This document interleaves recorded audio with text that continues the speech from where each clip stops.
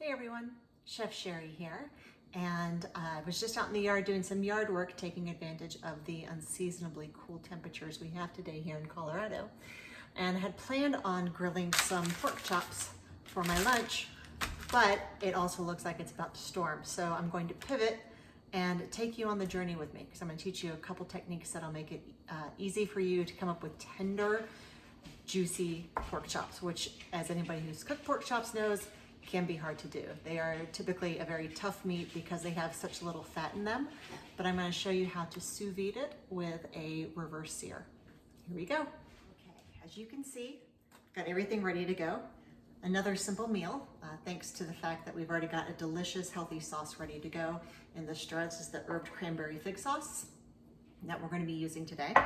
So I've got a bone-in pork chop, my sauce, and I've got my sous vide setup. So my sous vide setup includes an actual sous vide machine. This one is by Jewel, which I think now is owned by Breville.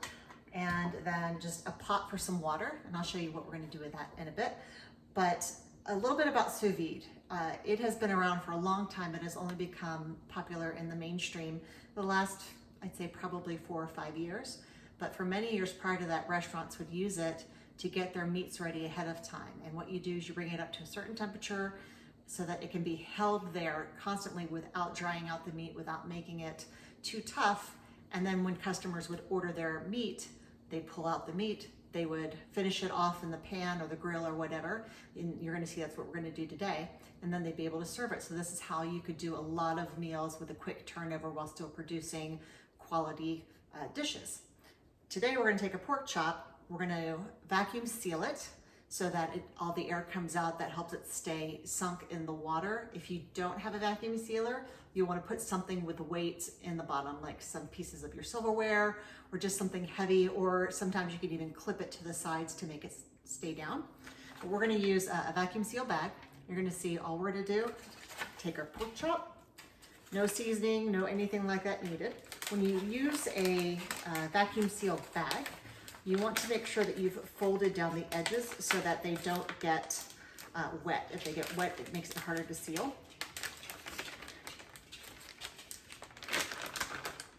That one's ready to go. See, now I can just take off my glove and continue on without having to worry about washing my hands. Sauce has been shaken and is ready to go. And then you just pour in however much you think you might want. So in my case, I'll probably do somewhere around quarter cup or so. Shake it around just a little bit, but the nice thing is that as it cooks, it's going to circulate as well. If you've never used a vacuum sealer, they are fantastic for doing bulk meal prep as well as obviously sous vide or anything that you just want to freeze. By sucking out the air, it helps keep it from getting freezer burn. Okay, that's it, it's done. Now, if I were doing this just for myself and not recording the video, at the same time I was having, as I was going through all of this work, I would be having my sous vide heat up the water. The way that my sous vide works is I control it with an app. Again, it's really easy. I just tell I'm cooking a pork chop, it's a bone-in, it's about 1 inch thick, and I would like it to be done at, let's say, 140. I hit start, it heats the water up, it tells me when it's time to add the food to it. I put it in, hit the timer, it's gonna alert me when it's done, and I pull it out. It really is that simple, and it's gonna give me delicious results, as you'll see. I'm gonna go take care of that now. I'll give you a quick photo of it so you can see how it looks as it's going through. And then once it has finished cooking in its water, we'll go to the next step.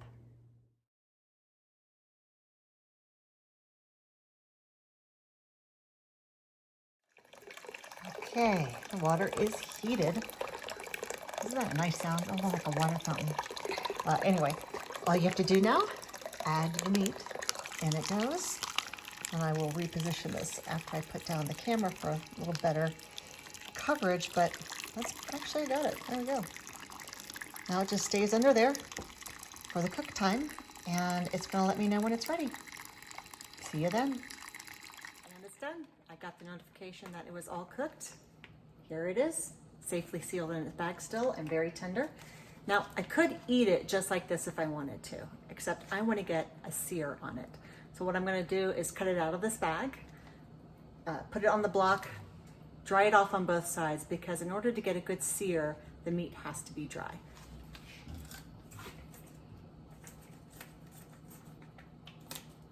Okay, bag is open.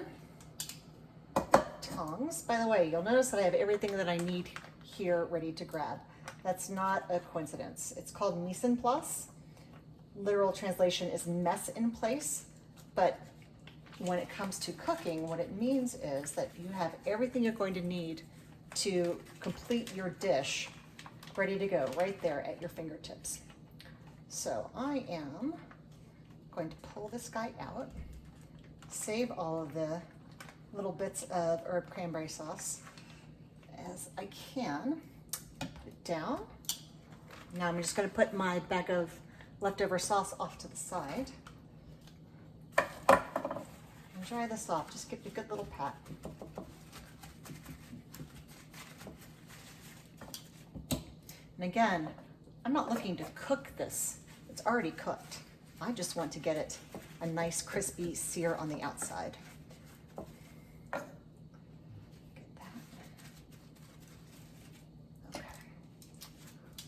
So I've had my pan heating up for a while, and check the temperature, make sure I'm at a good range here. All right, add a little oil. I like to put my oil right on my food. That way I'm not dependent on its placement within the pan. So I'm gonna start off just putting oil onto one side of it, drop it in the pan on that particular side, and then oil it while it's searing on the other.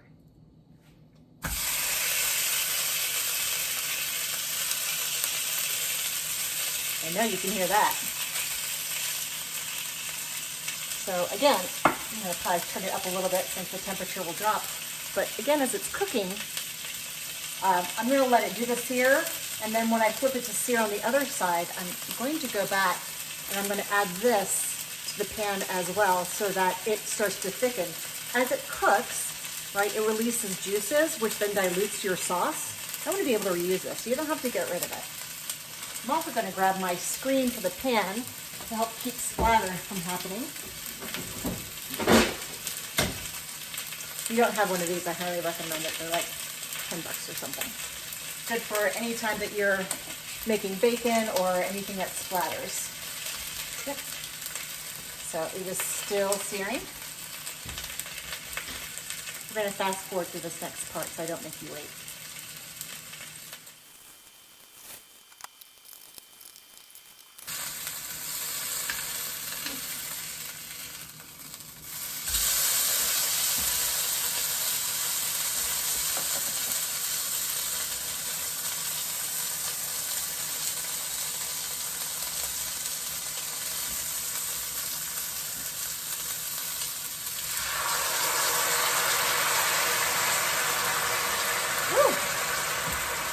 Look at that.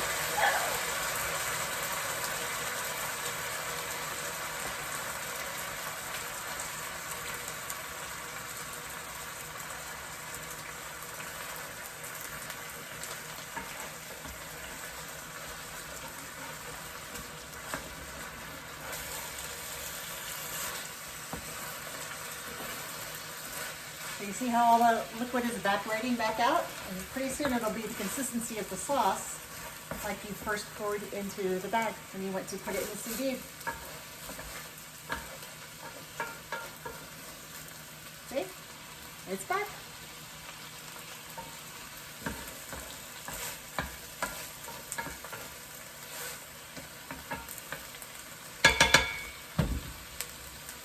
All done? Let me see if I can get you a really good shot of how it looks here in the pan. Look at that, how beautiful. Okay, I'm going to plate it and then I'll show it to you.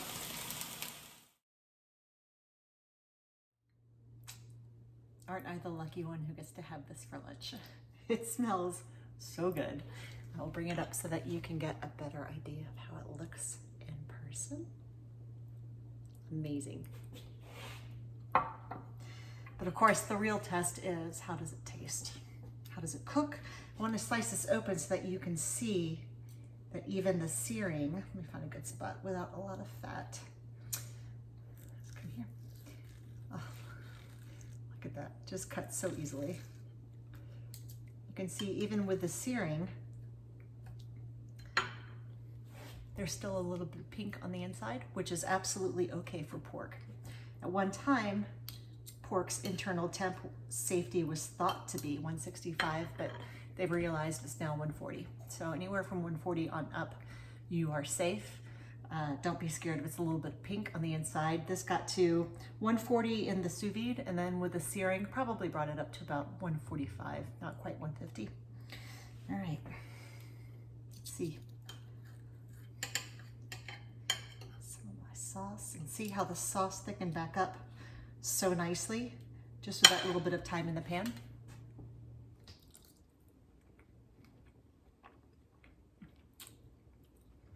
So good. And so little effort, right? I put the pork in the bag, put the bag in the water, put the pork in the pan, and I have this. I hope you guys have a great day.